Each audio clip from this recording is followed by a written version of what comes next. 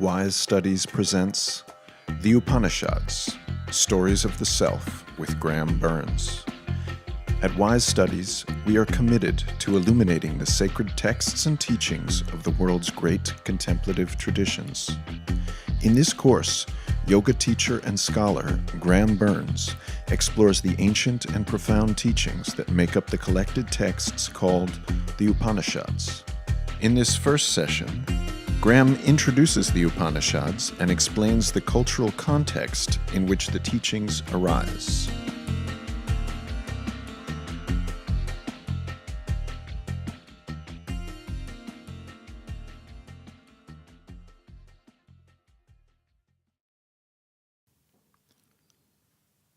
Welcome to the first of a series of 5 talks about a bunch of texts from ancient India known as the Upanishads. The Upanishads are some of the most important texts underpinning the religious tradition which later became known as Hinduism, though the term Hinduism itself is a term that came into use much later than the texts that we're looking at in this course. The Upanishads form part of a wider corpus of texts known as the Veda, or the Vedic Texts. And one of the things that the different strands of Orthodox Hinduism tend to have in common is a respect for the tradition and the authority of the Veda. What I'd like to do in this first session of the course is introduce you to the Upanishads as a group of texts, to explain their place in the Vedic corpus, to look a little bit at questions of dating, perhaps of geography, and indeed in general to give you an overall orientation to what the Upanishads are. As we move through the course, we'll discuss a little bit more what the Upanishads actually say. And in particular, we'll look at their influence into not just later popular religious traditions in Hinduism, but into later schools of Indian philosophy. The Vedic texts were compiled over quite an extensive period of time, going back to perhaps 1500 BCE, maybe even somewhat earlier, through to the beginning of the Common Era. Our Upanishads that we're talking about in this course occupy the final part of that time frame. We need to be a little cautious about how we use the word text in this context, because the Vedic texts, including the Upanishads, were not transmitted in writing until sometime many centuries after their compilation. Rather, they were transmitted orally from teacher to student, often indeed from father to son. And when one actually stops and looks for a moment at the length and the complexity of some of the Vedic texts, one realizes what an incredible achievement it was to memorize and transmit those texts accurately. What is perhaps even more amazing is that there are people in India today who still have that ability to recite some of these texts from memory, despite the fact that they are in many cases long, complex, and in an archaic form of the Sanskrit language, at least until we get to the Upanishads. Now, the Vedic texts can be divided in 2 ways. The first way is the way which I call the vertical divisions. And what I mean by that is that the Vedic texts were transmitted over the centuries in a number of different traditions.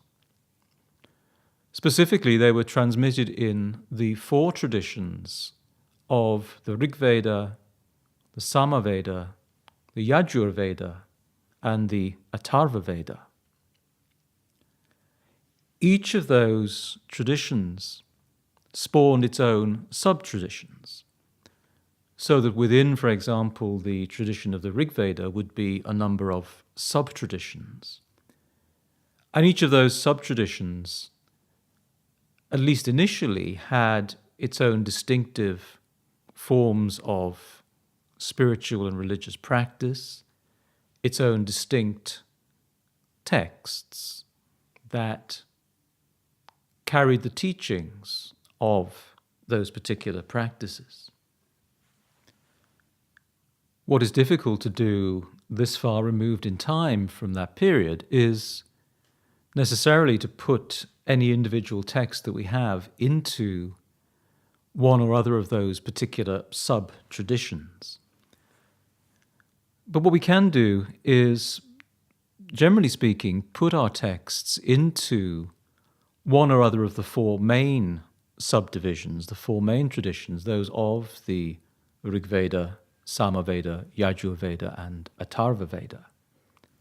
So that when we get to look at the Upanishads, each of those Upanishads, at least nominally, belongs to one or other of those traditions. And the tradition to which the Upanishad belongs will, to some extent at least, influence both the contents of that Upanishad and perhaps how it presents those contents. Again, there's a word of caution needed here in that the association of some of the later Upanishads with these strands of Vedic thought are a little bit loose. It's quite hard to see any particular relationship between the Upanishad and one or other of these traditions.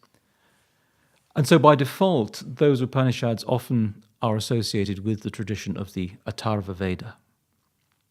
But very often that is, or appears to be, a default attribution rather than one based in any reality that we can assess. Different with some of the other Upanishads. In many cases, the Upanishads that we have originally formed parts of other Vedic texts. So we can see from the tradition in which those other texts were compiled where our Upanishads belong. Somewhere along the line, and it's difficult to say exactly when or how this happened, but somewhere along the line, parts of those texts were extracted, and having become extracted, were given a life of their own as separate texts called Upanishads. Now, as well as the four traditions, the Rig Veda, Sama Veda, Yajur Veda, and Atharva Veda tradition, we can also divide the Vedic corpus of texts in what I call a horizontal way. And what I mean by that is that within each tradition, there are different classes, different types of text. To begin with, we have texts called the Samhitas, which literally means collections. And those are in fact the texts which are sometimes simply referred to as the Vedas, the Rig Veda, Sama Veda, etc. These form the earliest part of the Vedic corpus. And their function was primarily in the context of ritual. The Rig Veda is probably the oldest of them.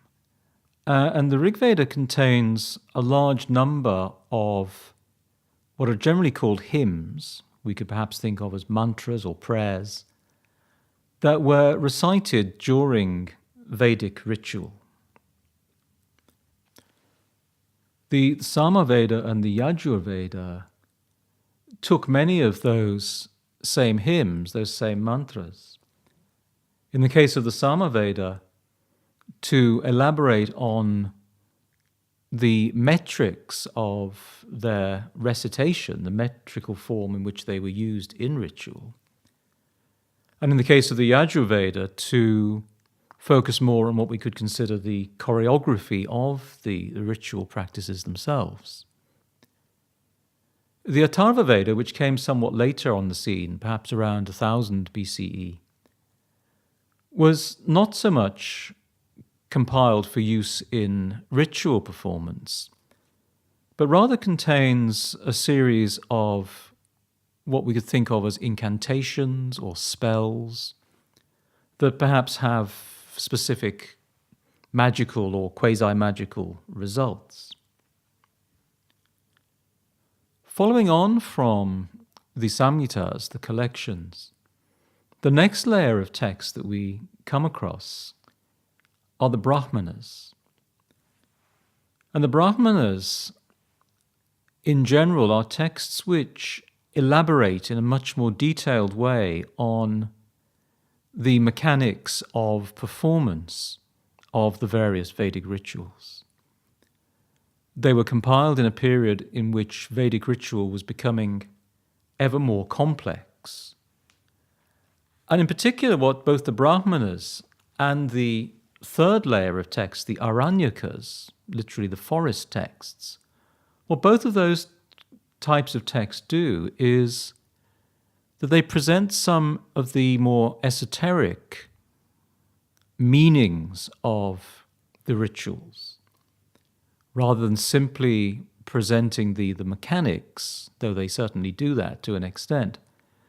They actually start to make esoteric connections, explaining why a particular ritual has a particular effect. After the Samhitas, the Brahmanas and the Aranyakas, finally come the Upanishads. We'll talk more as we go through the course about what the Upanishads actually have to say.